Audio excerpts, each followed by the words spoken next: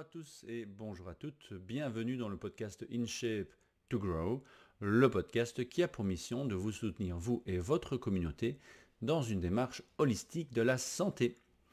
Nous sommes aujourd'hui souvent confrontés à des solutions extrêmes et bien souvent opposées lorsque nous cherchons une réponse à nos questions de santé. Et je pense qu'il est grand temps de trouver une voie du milieu et c'est ce que je vous propose de faire dans les épisodes de cette deuxième saison du podcast. Alors, dans cet épisode, j'avais envie de vous parler d'un sujet qui me tient à cœur, que je pratique depuis une dizaine d'années, c'est la thérapie par le froid.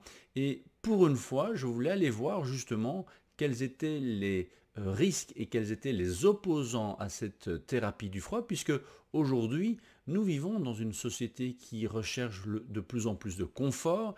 Il faut éliminer la souffrance, il faut éliminer la douleur, et donc le froid n'étant pas agréable, nos maisons sont surchauffées, on panique dès que nous n'avons plus d'eau chaude pour la douche du matin, mais en parallèle, il y a des méthodes comme le yoga Tummo qui existe depuis plus de 1000 ans. Vous avez également la méthode Wim Hof qui est de plus en plus populaire, la cryothérapie également dans les salles de fitness. Alors qu'en est-il? Est-ce que le froid est un allié ou est-ce que c'est un ennemi? Alors, si aujourd'hui j'avais envie de rentrer dans le détail et trouver les arguments justement pour vous donner la position des défenseurs du froid et de ses opposants, je me suis rendu compte que le sujet était beaucoup plus complexe que je n'aurais pu l'imaginer pour pouvoir justement faire un épisode cohérent et argumenté. Et puis petit à petit, je me suis rendu compte que ma démarche pour justement trouver ces arguments était simplement la démarche que j'avais en général lorsque je coach un client, un coaché, lorsque j'enseigne mes formations, c'est toujours trouver justement les liens qu'il y a entre les différentes sources d'inspiration, que ce soit l'histoire, que ce soit les différences culturelles, que ce soit la science. Et donc, dans cet épisode, je vous propose un épisode qui va vous décrire un petit peu la démarche intellectuelle que j'ai derrière mes coachings, mes formations, et également derrière ces podcasts, pour pouvoir en sortir justement un avis plutôt mesuré.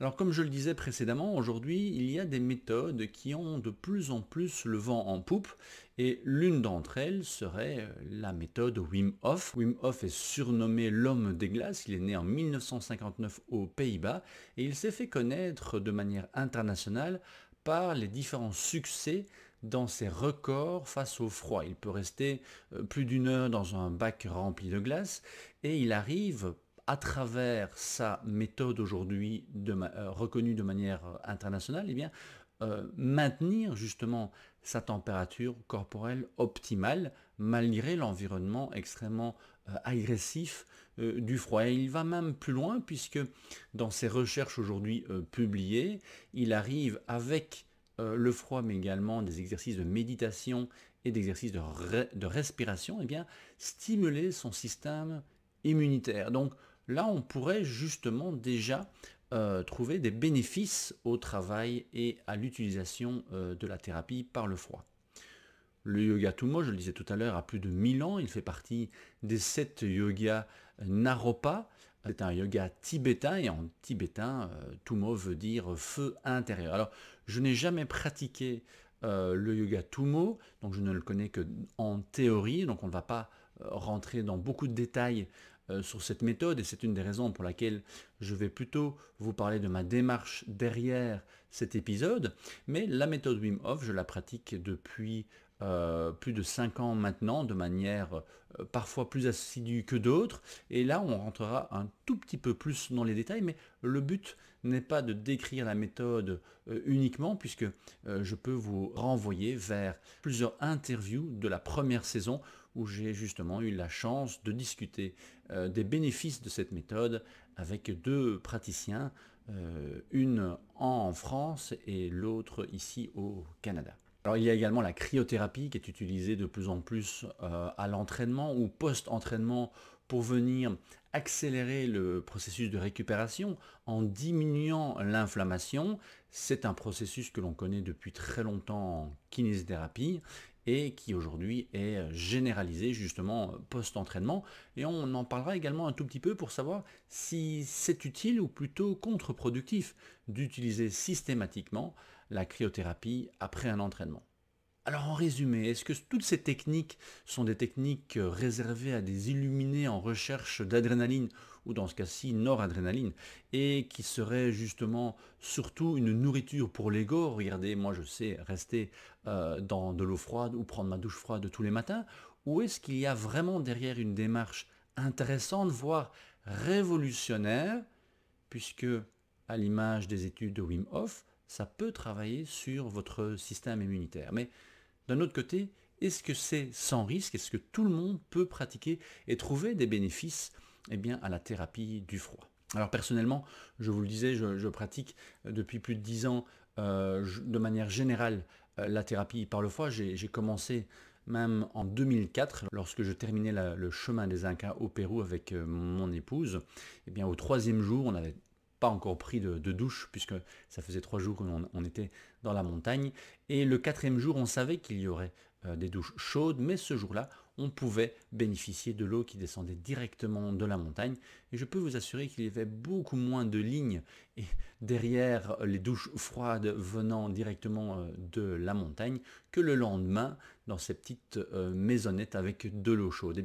J'ai préféré prendre ma douche froide dès le 3e jour parce qu'effectivement, j'ai toujours été intéressé et attiré par le froid. Je préfère l'hiver à l'été, je préfère la montagne, la neige, au surf et aux vagues, mais ça c'est effectivement une préférence très personnelle. Alors la méthode Wim Hof, je l'ai débutée il y a je pense 7 ou 8 ans, je n'ai plus vraiment la date en tête ou le moment en tête, de manière très touristique je le dirais, à l'époque, et j'avais justement un médecin qui m'avait dit mais fais attention, le froid est très mauvais pour la thyroïde. Donc je l'ai mise un peu de côté pendant un certain moment et puis je l'ai reprise de manière beaucoup plus spécifique il y a quelques années en suivant justement le parcours et le développement de la carrière de Wim Hof jusqu'à finalement, en dehors de mes douches froides pratiquées de manière assidue durant le premier confinement, j'ai pu faire ma première expérience d'un atelier Wim Hof avec un entraîneur certifié par Wim, ici au Canada, Jacob Marc. J'ai d'ailleurs un très bel interview de Jacob dans la première saison du podcast In Shape to Grow, et ça a vraiment été un événement, une expérience très très intéressante. Alors, je le disais précédemment, Wim Hof a été pris en charge par plusieurs équipes scientifiques pour justement étudier sa méthode, dont un article qui est sorti intitulé Voluntary Activation of the Sympathetic Nervous System and Attenuation of the Innate Immune Response in Human, donc en 2014. Donc l'exposition au froid, ça représente 762 études sur PubMed, et on le sait par exemple, que cette exposition au froid a un impact positif sur le système immunitaire et également sur l'inflammation de bas grade, on va en reparler dans un instant, aussi bien pour des problèmes physiques que pour des problèmes mentaux comme la dépression. Et Wim Hof justement est sorti de sa propre dépression grâce à cette attirance lui-même pour le froid et puis son étude. Alors, ayant gardé en tête ces phrases de mon médecin fonctionnel de l'époque, qui me disait que le froid pouvait être dangereux pour la thyroïde, je me suis tout naturellement tourné vers la médecine chinoise. Alors je ne suis pas praticien en médecine chinoise ni acupuncteur, mais je lis, je m'intéresse énormément à la médecine chinoise depuis plus de 20 ans, et donc je vais me tourner vers certains experts de cette médecine pour voir si eux voient plutôt un effet négatif du froid, ou est-ce que dans certains cas le froid pourrait être justement intéressant. Alors sous la loupe de la médecine chinoise, on se rend compte que le froid est l'une des 5 énergies perverses, comme le vent, la sécheresse, l'humidité, la chaleur et la canicule. Ce sont des notions bien différentes que celles que nous avons en Occident, avec un froid qui peut venir de l'extérieur ou un froid qui peut venir de l'intérieur. Alors ça, j'ai une petite histoire très amusante à vous partager parce que ça fait maintenant 2 ans que je suis au Canada et que je profite de l'hiver canadien. Et donc pour mettre en application la méthode Wim Hof, je pratique cette respiration bien spécifique pour activer le feu intérieur, et on va y revenir, avant d'aller courir en short, en t-shirt, lorsqu'il fait des températures négatives jusqu'à -12, hein, pour ne pas avoir justement de blessures inutiles, bien sûr, puisqu'on parlait de l'ego tout à l'heure, au niveau de la peau. C'est vraiment important de se respecter. Et il se fait que l'année passée, je suis allé à plusieurs reprises donc courir par moins 10 ou -11. J'ai d'ailleurs une vidéo que je partagerai également dans le descriptif de cet épisode. Et par contre, quelques semaines plus tard, j'ai pris froid à l'intérieur de mon appartement. Tout simplement parce qu'effectivement, il y a une différence entre ce froid externe pour lequel on peut se protéger justement par une série d'exercices qui vont activer le feu intérieur, par la respiration d'ailleurs, et par la production de noradrénaline de manière spécifique, et l'agression du froid de l'intérieur lorsque on manque de sommeil, lorsqu'on est déshydraté, lorsque l'on réfléchit de trop. Eh bien, tout ce froid vient agresser, selon la médecine chinoise, l'estomac et la rate. Et la rate est un organe qui est vraiment passionnant en médecine chinoise, puisqu'il est justement en lien avec la digestion, mais également la digestion mentale. Et lorsque l'on rumine, justement, de manière trop importante des informations ou des dossiers ou du stress, eh bien ça peut venir affaiblir ce feu intérieur, et c'est là que l'on peut prendre froid, même s'il ne fait pas spécialement très froid à l'extérieur.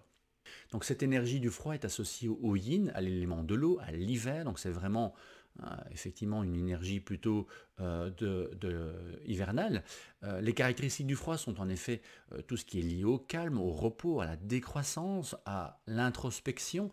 Même si c'est associé à l'hiver, le froid peut apparaître en toute saison, comme on le disait. Donc le froid, il va blesser le qi yang du corps, donc ce feu intérieur, et on parle souvent de feu chez en médecine chinoise, puisqu'on a le feu digestif, on a le feu de l'énergie du corps, et justement lorsque ce feu est blessé, eh bien on va tomber dans la frilosité, la fatigue et éventuellement la maladie. C'est une des raisons pour lesquelles consommer ou surconsommer des aliments froids, comme on le recommandait à une certaine époque pour perdre du poids, puisqu'il va falloir chauffer cette eau froide dans votre estomac pour pouvoir l'absorber. Donc ça demande un effort intense de la rate pour chauffer cette eau à une trentaine de degrés et l'absorber à partir de l'estomac. Mais selon votre énergie de base, ça va plutôt l'agresser plutôt que vous faire du bien. Et c'est la porte ouverte à ce moment-là à l'épuisement progressif et au burn-out. Alors évidemment, les personnes âgées sont beaucoup plus sensibles à ce froid, mais pas spécialement par rapport à la vieillesse, mais par rapport à tous les déséquilibres qui se sont installés avec le temps. Vous pouvez avoir 2 personnes de 80 ans qui ont une énergie vitale totalement différente. Vous avez des personnes âgées qui ont un système immunitaire qui fonctionne mieux que des personnes beaucoup plus jeunes qui sont dans le stress, qui sont dans la surchauffe mentale et qui ne permettent plus justement d'avoir une énergie qui circule correctement.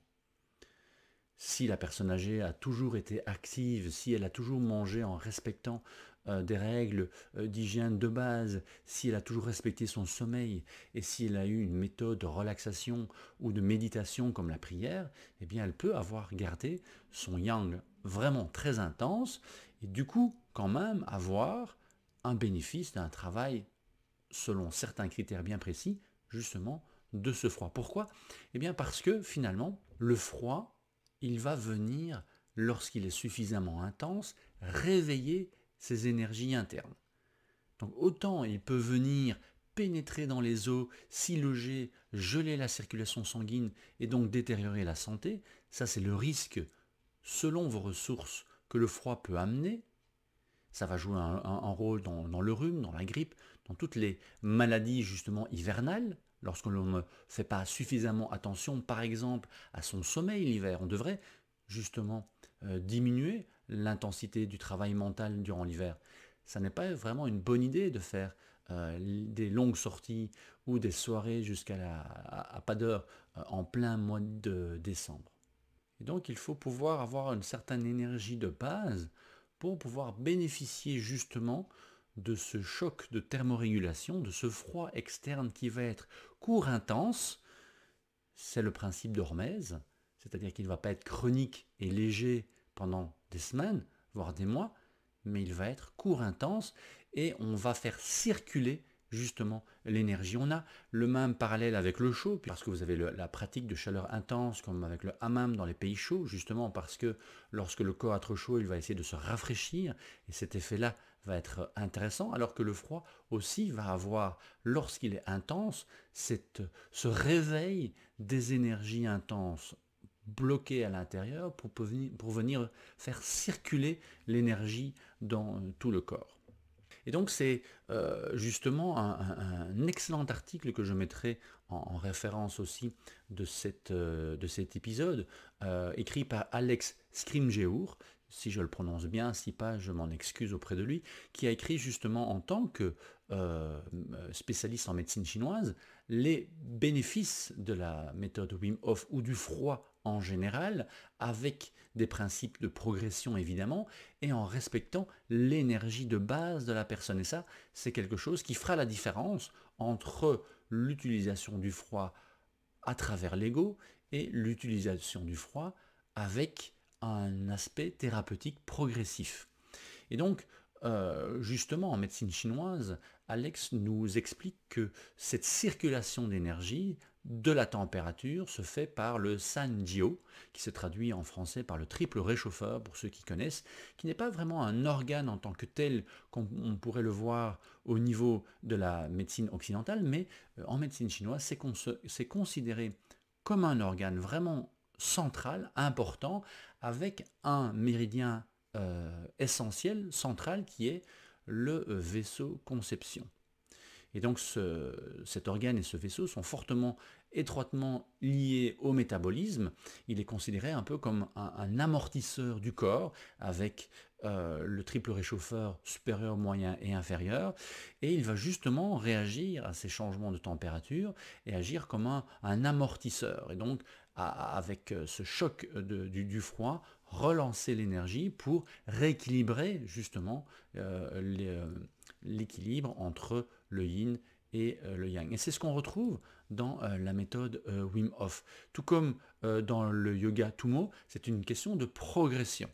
Donc on ne va pas obliger quelqu'un, on ne va pas le faire lorsque l'on est justement malade. Et pour ceux et celles qui ont déjà pratiqué la méthode Wim Hof, probablement que vous l'avez senti qu'après éventuellement une petite grippe ou autre chose, comme c'est la mode depuis 2 ans, eh bien, il va vous falloir du temps pour reprendre les douches froides. Puisque la douche froide est une méthode justement progressive proposée par Wim Hof et par d'autres praticiens de la thérapie par le froid.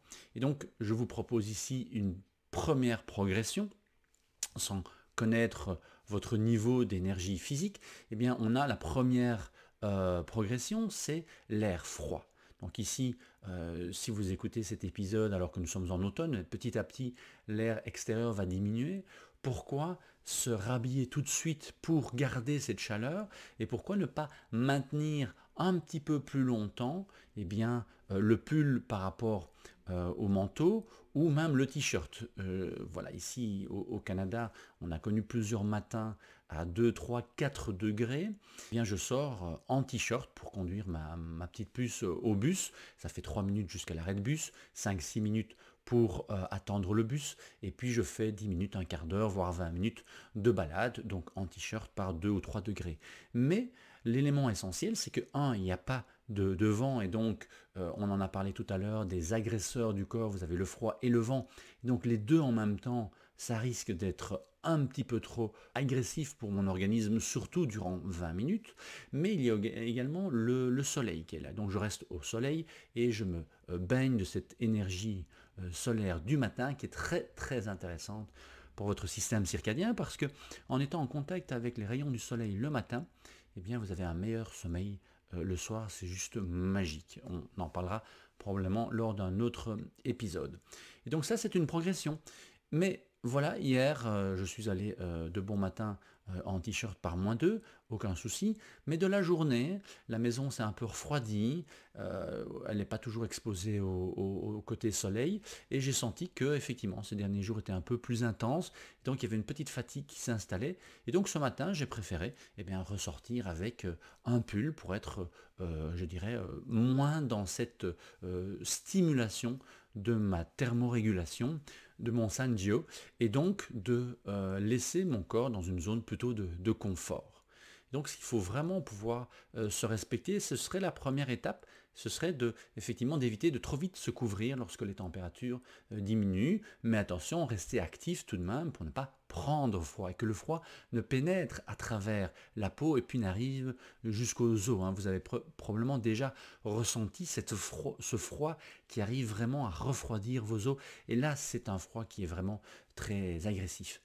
Ensuite, vous avez une autre adaptation de cette thérapie par le froid, plus facile que le bain glacé, proposé par Jack Kruse, qui est un chirurgien biohacker américain, et qui parle de la thérapie par le froid, par le visage. Et donc vous avez une eau qui est à 10-12 degrés, et vous placez votre visage dans l'eau froide à plusieurs reprises, le plus longtemps possible, et vous avez des récepteurs qui vont déjà s'adapter, qui peuvent déjà vous donner un impact positif sur votre système immunitaire, en essayant de rester de plus en plus longtemps, mais en évitant que la température de la peau ne descende en dessous de 10 à 12 degrés elle-même.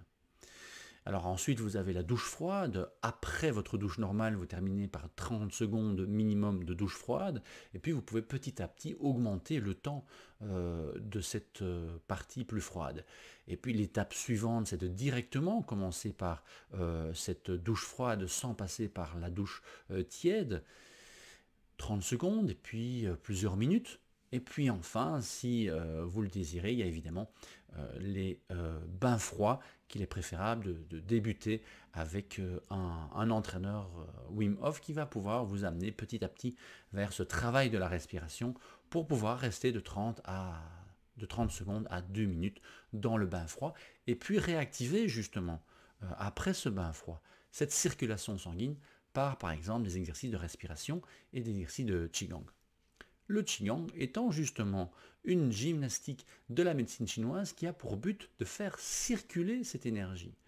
C'est un élément qui revient justement dans une optique holistique de la santé, c'est de faire circuler aussi bien les énergies subtiles que la circulation sanguine, qui va évidemment faire circuler la chaleur, que les émotions. Et ça, c'est là justement dans la réflexion de cet épisode, c'est vraiment intéressant parce que je ne me suis pas arrêté au descriptif de la méthode Wim Hof et à l'analyse de la thérapie par le froid par la médecine chinoise qui nous met justement en garde pour certaines personnes ou pour un certain niveau d'énergie.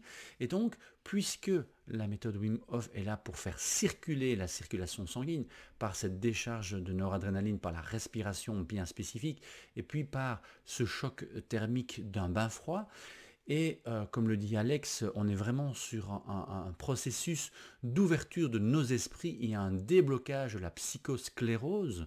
Je trouvais cette expression vraiment intéressante parce que c'est ce que j'ai retrouvé lorsque j'ai fait l'atelier avec Jacob. C'est vraiment un travail où on revient vers soi. Toute personne qui a déjà fait un atelier avec un entraîneur Wim Hof sait que personne n'est obligé.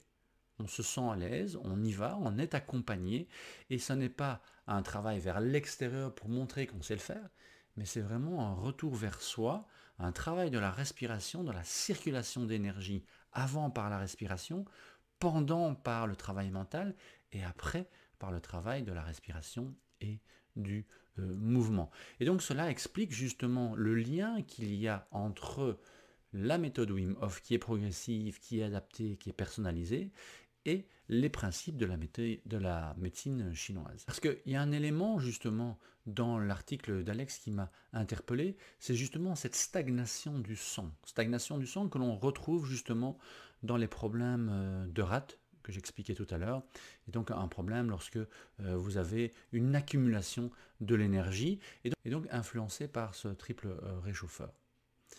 Parce que lorsque vous étudiez le système nerveux, les neurosciences, eh bien on se rend compte qu'en cas de danger, on a trois options. On a l'option de fuir le danger, c'est l'option la plus normale, la plus naturelle. Ensuite, si on ne peut plus fuir, eh bien on va faire face au danger, on va se battre. Et si on n'a plus d'espoir, on va faire le mort, on va faire le freeze.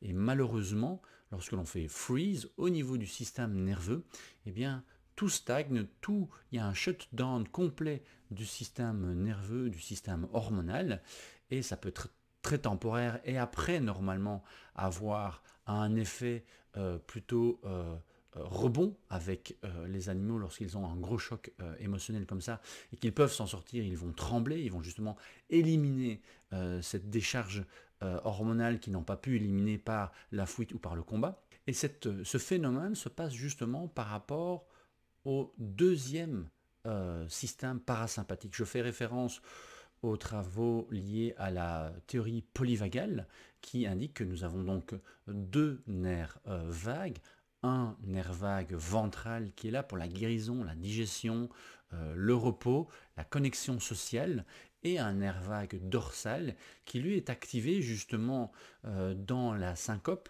qui est activé lorsque l'on est dans le mode freeze, parce qu'on n'arrive plus justement à agir correctement, qui m'a donné justement envie d'aller voir le lien éventuel en médecine chinoise entre le triple réchauffeur et le trauma. Le trauma et ses liens avec la biologie, les travaux de Gabor Maté d'ailleurs font partie justement de mes lectures ces dernières années parce que c'est vraiment un sujet qui me touche personnellement et professionnellement. Je veux comprendre à quel point un trauma inconscient de la petite enfance peut avoir un impact toujours inconscient mais qui s'observe dans les comportements liés à la santé, peuvent justement influencer les résultats d'une personne qui veut réellement se prendre en main, mais qui arrive systématiquement face à des obstacles ou à une surenchère finalement de symptômes par ce système de shutdown, par ce système de freeze qu'il y a lié à un obstacle, un frein qui serait enfoui dans la biologie réelle de la personne. Et ce sont justement des auteurs comme Gabor Maté qui ont énormément de données justement là-dessus.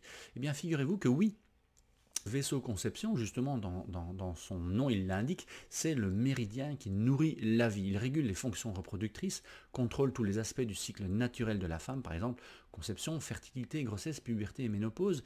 Et donc, nous sommes tous influencés par notre propre conception, dans cette circulation d'énergie, et justement, en médecine chinoise, l'aspect psychologique du vaisseau conception, c'est qui suis-je?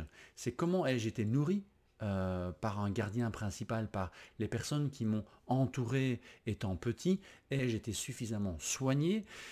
Et les traumatismes justement liés au vaisseau conception eh bien, sont souvent liés à une négligence ou un abus pendant justement la petite enfance, là où on est le plus vulnérable. Donc on aura des blessures liées au manque d'attention de manière générale, qui peuvent justement affecter la vie intime de la personne, être en manque d'amour, en manque de reconnaissance, avoir des insécurités importantes, même si en tant qu'adulte, on arrive à surpasser justement ces insécurités, tant que c'est imprimé dans notre biologie, au plus profond de notre être, eh bien on va être continuellement dans un cercle vicieux, à essayer de trouver des réponses à l'extérieur, alors que tout cela se trouve vraiment à l'intérieur de notre biologie. Ça va être exprimé par un manque de reconnaissance, un besoin d'être reconnu donc et d'être aimé, et ainsi à des tendances à trop manger, à abuser de drogue, à ne pas assez manger, à avoir des comportements sexuels inappropriés et avoir vraiment ce sentiment chronique d'anxiété et d'insécurité. En médecine chinoise, on remarque également qu'une surprotection et donc un manque d'autonomie peut donner ce même type de traumatisme et ou en tout cas de déséquilibre du vaisseau conception. Donc, quelles sont les solutions proposées par la médecine chinoise à ce niveau-là? C'est comment puis-je m'aimer davantage? Donc, cette relation avec soi-même et avec sa santé qui est vraiment primordiale. Prendre soin de soi est la première étape vers une guérison véritable, nous dit la médecine chinoise, mais également beaucoup de philosophie aujourd'hui, de médecine parallèle. Combinaison de thérapie par la parole proposée par justement les médecines holistiques aujourd'hui, par la méditation sur l'amour, la bienveillance, l'acupuncture qui peuvent justement faire circuler cette énergie pour justement nous donner l'occasion de nous nourrir de l'intérieur, pratiques corporelles comme le yoga, comme le qigong dont on a parlé tout à l'heure, et pourquoi pas la thérapie par le froid, nous allons y revenir. Je vous cite 2 auteurs qui ont mis l'importance sur ce travail. Nous ne pouvons pas laisser le passé nous définir, il faut connaître notre histoire, partager notre histoire et savoir faire des réécritures de cette histoire. Ce n'est pas toujours aussi facile ou confortable qu'il n'y paraît, bien sûr, nous dit Ray Rubio.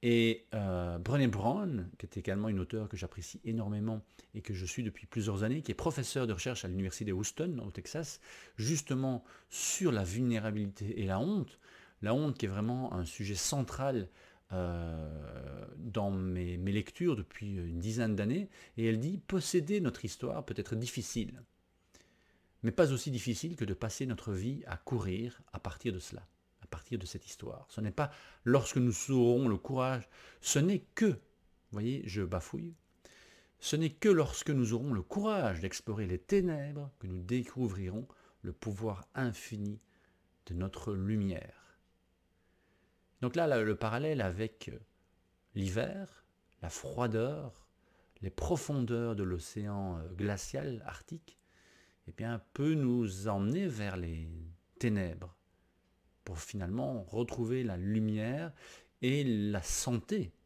que nous cherchons et la sérénité que nous cherchons.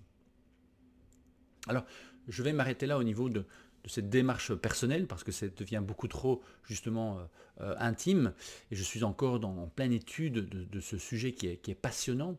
Mais ma réflexion que je viens de vous donner, donc en partant de cette thérapie du froid et de savoir si c'est bon ou si c'est mauvais, en allant chercher des informations chez chacun des défenseurs de l'un ou de l'autre avis, je suis parti vers la médecine chinoise, qui est souvent une référence au niveau de la démarche holistique, parce que c'est une médecine holistique, et puis je suis allé faire des liens entre justement les études aujourd'hui sur les traumas, la biologie et la médecine chinoise, et on se rend compte que effectivement il y a un lien entre cette capacité éventuellement de pouvoir faire circuler l'énergie, de ne pas être dans le freeze, à cause éventuellement d'un trauma ancien, inconscient, que l'on a peut-être dépassé à l'extérieur mais pas à l'intérieur, et d'avoir justement ce froid qui vient nous plonger à l'intérieur de nous-mêmes pour faire circuler cette énergie, et comme l'a très bien dit Alex, faire en sorte que le froid intense nous aide dans un processus d'ouverture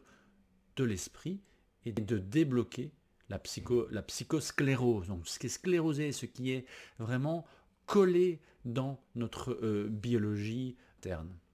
Or, vous connaissez mon mantra, être en forme pour bien grandir, donc être en forme justement physiquement pour avoir l'énergie et pouvoir aborder et faire face à ces blessures émotionnelles, ces peurs mentales et vraiment exprimer notre être au-delà de l'ego. Et au départ, il y a plusieurs années, je définissais mon travail comme initiateur de mouvement. Donc c'est un peu en recherche justement de pouvoir correctement définir ce travail que je fais au quotidien, que ce soit en formation ou en coaching. Eh bien, initiateur de mouvement résume également encore très bien cet aspect. Se mettre en mouvement mentalement et physiquement. Ou est-ce que c'est le physique qui peut mettre le mental en mouvement, ou est-ce que c'est le mouvement qui peut mettre le corps en mouvement? Je pense que les deux sont importants. Agir sur à la fois nos croyances, à la fois nos pratiques physiques, eh bien, nous permettra de sortir de ce cercle vicieux et plutôt d'aller dans un cercle vertueux. Mais pour cela, le froid doit pouvoir être un outil à notre service de notre vie intérieure, de notre yin, sans venir agresser le yang, sans venir agresser notre feu intérieur s'il est déjà affaibli. Et donc ça doit être progressif, ça doit être encadré avec éventuellement une personne qualifiée ou avec une préparation, un exercice de respiration, un exercice d'échauffement interne par du Qigong par exemple, du yoga qui est beaucoup utilisé justement par Wim Hof, permettre justement cette circulation physique et mentale, donc ne pas rester dans une rigidité. Et c'est quelque chose qu'on retrouve énormément chez les praticiens de Wim Hof, en tout cas ceux que j'ai rencontrés, que ce soit Elena en France ou Jacob ici au Canada, ils sont dans le respect de la personne, de son propre rythme, dans l'accompagnement. Ça n'est pas une question d'ego, c'est une question d'accompagner la personne vers des zones dont elle n'avait peut-être pas encore accès, grâce justement à ce challenge du froid qui peut venir nourrir l'ego, mais dans un bon sens, venir nourrir cette capacité de se dépasser. Mais si maintenant la pratique au quotidien implique l'ego, une rigidité, je dois le faire tous les jours, je dois le faire autant, je dois le faire de plus en plus froid, je dois le faire de plus en plus longtemps, là on va venir agresser ce fameux feu intérieur, et là on sort de cet aspect équilibre que je défends depuis très longtemps, hein, et qui est finalement le fil conducteur de cette deuxième saison du podcast In Shape to Grow. Trouver une voie du milieu, probablement pas la voie du milieu, mais une voie du milieu. Aujourd'hui, c'est comment justement utiliser le froid pour faire circuler justement sa chaleur intérieure, ses pensées et ses émotions. Émotion, emotion, énergie en circulation. Une émotion, ça doit circuler.